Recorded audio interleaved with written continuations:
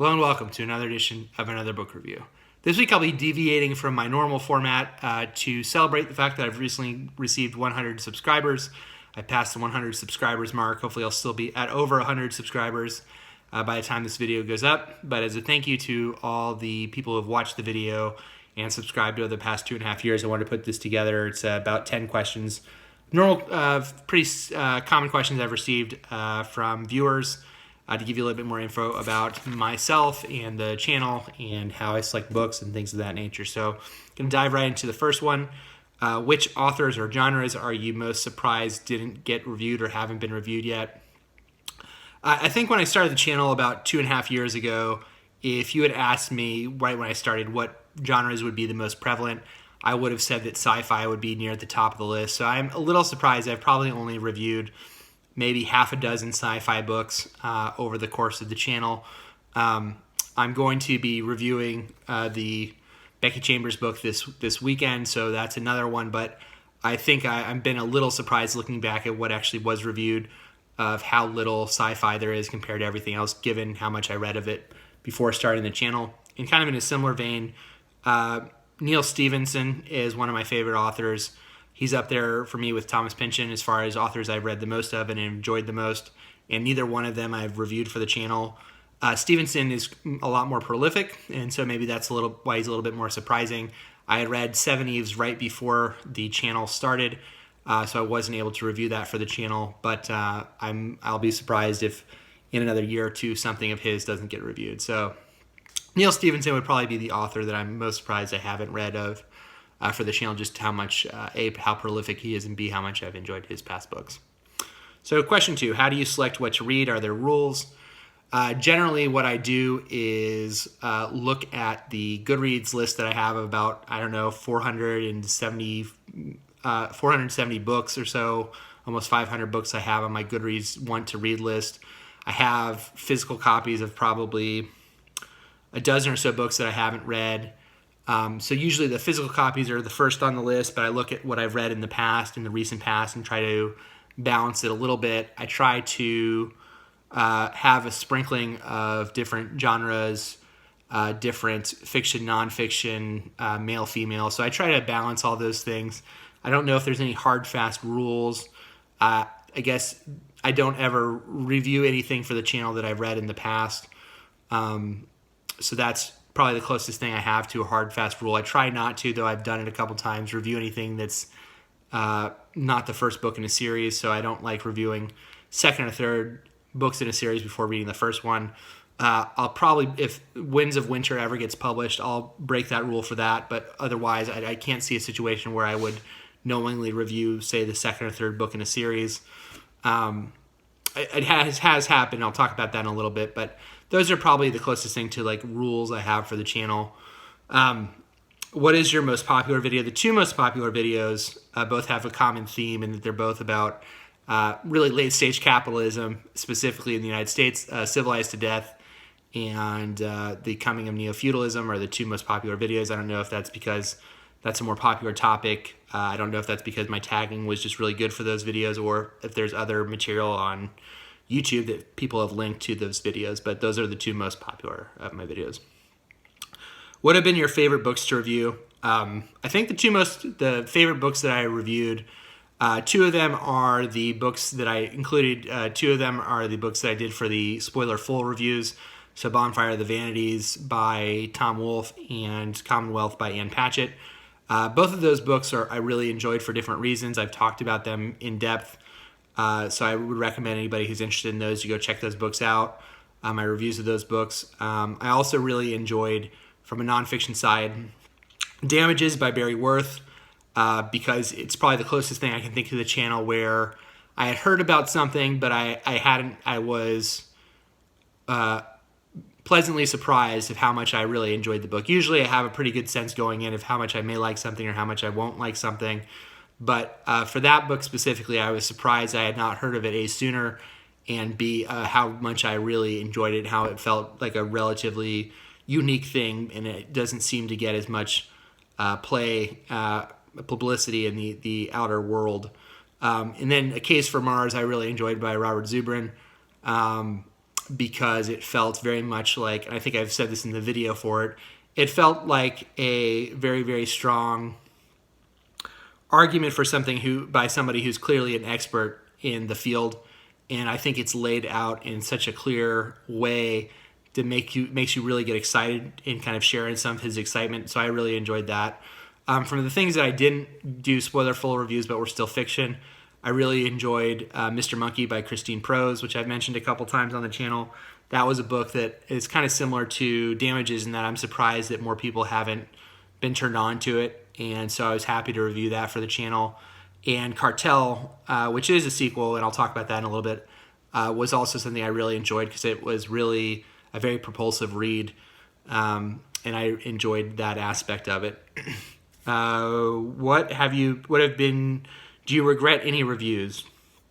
In short, I don't really regret any reviews. The closest thing I've come to regretting reviews were the two books that I reviewed sequels for without realizing that they were sequels. I picked up Seeing by Jose Saramago at a library in Maryland without realizing that it was a sequel to Blindness, which is his earlier book. And I had no knowledge of that till really I was halfway through the book.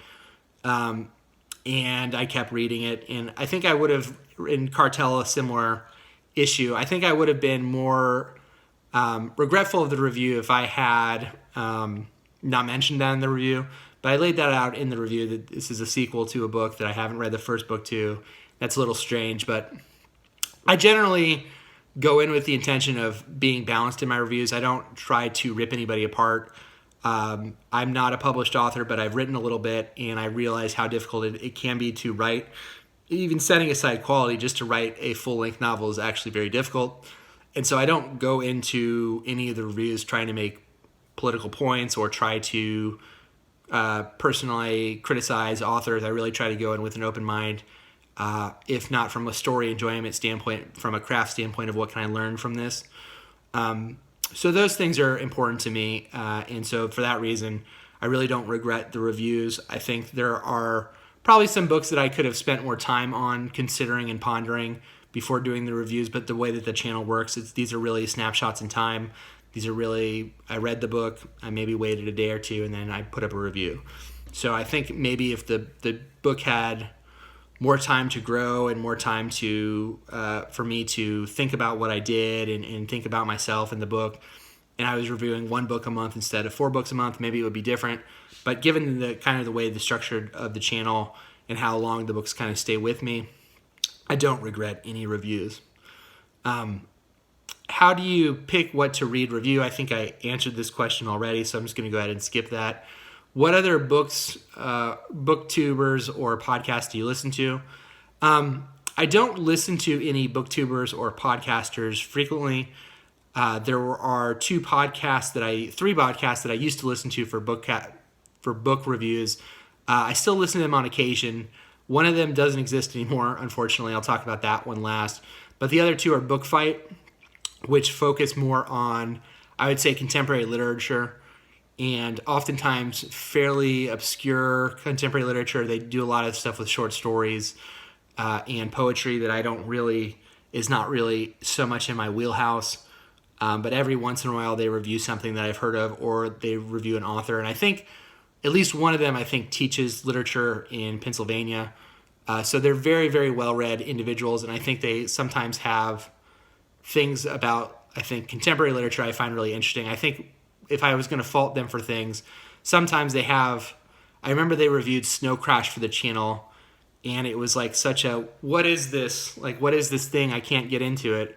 And that was a little disheartening to hear, because I think they are very erudite, well-read people, and the Snow Crash, I think they were just, for whatever reason, the science fiction really turned them off.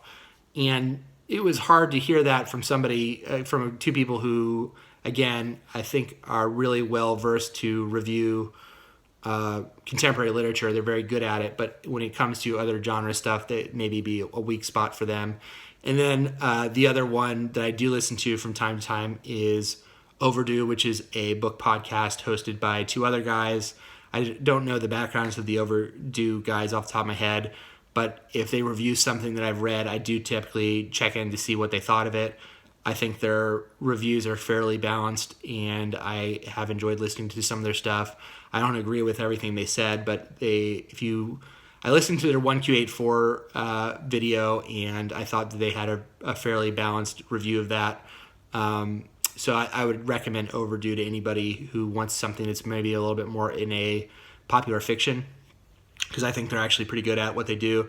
Then the podcast that I did like a lot, that unfortunately no longer exists, is called The Library Police, which was hosted by two guys out of Nashville, Tennessee, I believe, Dietrich and Josh. And they have gone on to do another podcast, which is more of a what else would I like style, where they take something, let's just for example, The Wire, and they would look at different medium to see what is like The Wire, but maybe a book version of The Wire or a movie version that gets the same feel of The Wire. And that show is called The Playlist. But their show before, called Library Police, I really enjoyed because it wasn't so much a review. It was more of culturally looking at what books mean to people and getting in relatively deep into questions like what does the author owe an audience? Are there certain, as a fiction writer, are there certain things you should be aware of when you're writing people who are outside of your own experience? Should you not write about people who are outside of your experience? What is the ethical way to handle those things? And I agreed with some of what they said. I disagreed with a lot of what they said, but I wrote into their podcast a couple of times, and they were gracious enough to post my messages, which I appreciated a lot. Maybe on the last episode of that show, actually, one of my letters. So I do sorely miss The Library Police. Of the podcasts I mentioned, I wish you could get it, because I think they took all the old episodes down, unfortunately. But that would be the one that I would point to for people. Is the one you can't get anymore, unfortunately. But I'm sure Dietrich and Josh would probably give you old episodes if you contacted them. But I did enjoy The Library Police quite a bit, and I think that ran for 5 or 6 years, so it ran for quite a while. I understand why it kind of changed and they went in a different direction, but I do sorely miss The Library Police. What are some pet peeves you have about booktubers or podcasts about books? A lot of what this is going to be is not so much specific to booktubers or podcasts about books as a just general podcast. It's probably pretty clear from the channel that I like to get into the topic and just start talking about the topic. I don't really like the preamble. I've noticed a lot especially when you have two hosts, there's like a 20-minute like, hey, how's it going? How was your week? Here are some inside jokes. I don't care for that at all. I think you should review. You should before you do a review for anything, you should read the entire book that you're reviewing. There's one video I remember where two folks on YouTube reviewed Paolo Bagliucci, whose name I just butchered. They reviewed, I think it's Bagliucci, The Wind-Up Girl, which is a fairly well-known, well-liked, and well-received, and I think it's actually a pretty good book, sci-fi book. And they were ripping on it. In about 2 minutes into the video, they're like, oh, well, we didn't finish it. And I think you do have an obligation to finish whatever you review. I've finished everything that I've read and reviewed for the channel. There are times where I wish I couldn't, but you have to kind of do that. I think that's the ethical obligation you have to your audience.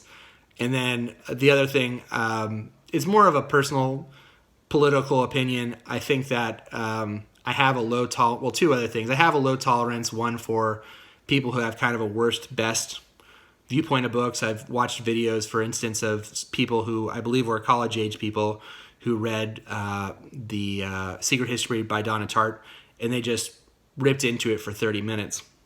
And that's a valid opinion. If you really dislike a book, I have no problem with you criticizing the book.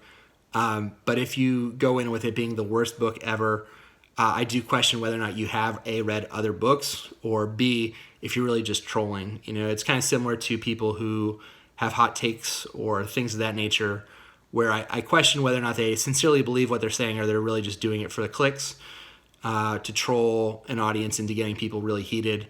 And it works, which is, I think, why people do it. Because usually it's a book that people generally care for quite a bit, like The Secret History. And I try to give people the benefit of the doubt who do that, that they are being sincere. But that I kind of have a low tolerance for.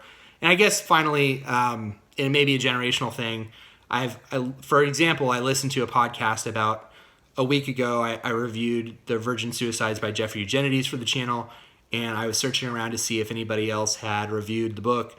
You get a little bit on the iTunes podcast app for the movie, but I couldn't find anything specifically to the book. I finally found a podcast episode maybe from 4 years ago where it was two co-hosts, and they were talking about the book, and they're reviewing it in kind of the framework of it being YA, a young adult book, and maybe it is. You can argue that, but one of them said that they considered Eugenides to be problematic because he did not center the book around the 5 girls who commit suicide. Instead, he has kind of a Greek chorus who tell the story of the 5 girls without really ever going into their viewpoints, and they refer to that as problematic. And I stopped listening to it at that point because I felt like, as an author, in my opinion, you have the ability to tell whatever story you want to tell. And if you did make that change, it would have changed the meaning of the story Jeffrey Eugenides was trying to tell. And that's, in my opinion, his prerogative to do it. I don't think that makes him problematic. He basically wanted to tell a different story than you wanted to read. And so that bothered me. And I think there are some times where the line between your personal preference and how the author wants to tell a story and how that is perceived can be argued between intelligent people. And I feel like, again, it feels to me like a younger generation of wanting to call gotcha on things where there's no real gotcha. So I have politically, when we get into authors, of what they owe the audience and what is racist, sexist, or any other kind of bigotry, I think that's viewed in a different lens. And I have a really, if the author is dead too, it adds another layer to it. Well, if you're talking about someone like Stephen King or Jeffrey Eugenides or Donna Tartt or whoever you want to criticize for anything, to me it's a different discussion if that individual is dead, because to my opinion, you're just really speaking into a vacuum at that point, because the author they're not going to write anything else and change your opinion. And the other question is, are you doing it from a place of wanting them to change, or are you doing it from a place of being on a high horse? And so all those things kind of work to me to I tend to stay away from anyone who reviews kind of from that lens, especially if they're very adamant that their position is correct. So those are kind of the pet peeves I have seen of Booktubers and other reviewers. Do you have any advice? This is a question. Do you have any advice for anyone who's looking to start a channel? My advice would be to just read stuff you want to read. I don't really have any advice for success because, like I said, I don't really think I can speak to that yet. But I think it's really just to kind of find your own niche and do your own thing. I have I don't want to say a low opinion, but I don't quite understand book haul videos, and so I don't do them. And I think if you are doing something that you enjoy doing, then it'll work out either way. But if you do things to try to chase clicks and stuff, I wish you the best of luck, but you may get burnt out doing something you don't want to do. So do you have a preference for print or digital? I have a slowly growing preference for digital. I just moved. I don't know if you can tell. I'm sure you can, but I have about 6 boxes of books, and I have another, half a dozen books on my shelf here. So I have quite a few physical copies of books, and I think as I've gotten older, the hassle of moving all the books has grown and grown and grown. So I try to, if it's possible, find something on digital, but I also recognize the convenience of just, I have this, it's in front of me, I know I can read it when I want to. So the only other downside I can think to digital is sometimes when I'm listening to audiobooks, I feel like I miss certain lines of dialogue and certain words, and I don't ever go back. So sometimes I worry about if I'm giving audiobooks a fair and even shake. But that's the only other thing I can think of to say about that. Are there any authors or genres that you refuse to read? I don't know if I actively refuse to read anything. There are some authors who I've read in the past who I will not be reading in the future unless they come with a very high recommendation from others. As far as genres, I'm a lot less strident about anything. I think if you had asked me 5 years ago if I would have read multiple memoirs, biographies for the channel, I would have said probably not, because I don't typically read them. And I think I've read 3 at this point: Becoming Superman, Disaster Falls, and Hillbilly Elegy. So there's never, I don't ever want to say ever, but I mean, there's certain things like, I don't know if I would read a straight romance for the channel. I don't think I would read erotica, an atlas. I don't think I would read cookbooks. I mean, there are some things on the fringes. I usually stick to literature, and nonfiction related to certain topics is usually what I read. And so if there's anything outside of that main set of genres, then I will probably look at it a lot less frequently. Like I said, if people recommend stuff to me, then that changes things. I will say I don't typically read series of books for the channel. I think I may have mentioned this earlier in this video. So if there's a 25 book series that people ask me to read, or if there's something that's a nonfiction book but the topic just holds no interest for me, I'll usually politely refuse to read that. The multiple books in the series thing, that's in part because I like having varied subject matters in the channel. Along with science fiction, I think fantasy is also a genre that I haven't touched on as much. That's probably because also, like science fiction, they tend to come in clumps of series, so 3, 4, 5 books. So I typically don't read those. What author that you haven't read are you most looking forward to? I haven't read any Gillian Flynn for the book channel. I was pleasantly surprised when I read Gone Girl a few years back, and I recently got Sharp Objects, and so that's on my to-read list. Neil Stephenson, like I mentioned before, Thomas Pynchon. I don't know if there's any other author who I have read absolutely none of their stuff that I'm looking forward to. So none that I can think of, but that's it. Thank you, everybody, for continuing to watch the video. If you are someone who hasn't subscribed and would like to, please do. Like I said, I'll be getting the Becky Chambers video up this weekend. Thank you, and bye.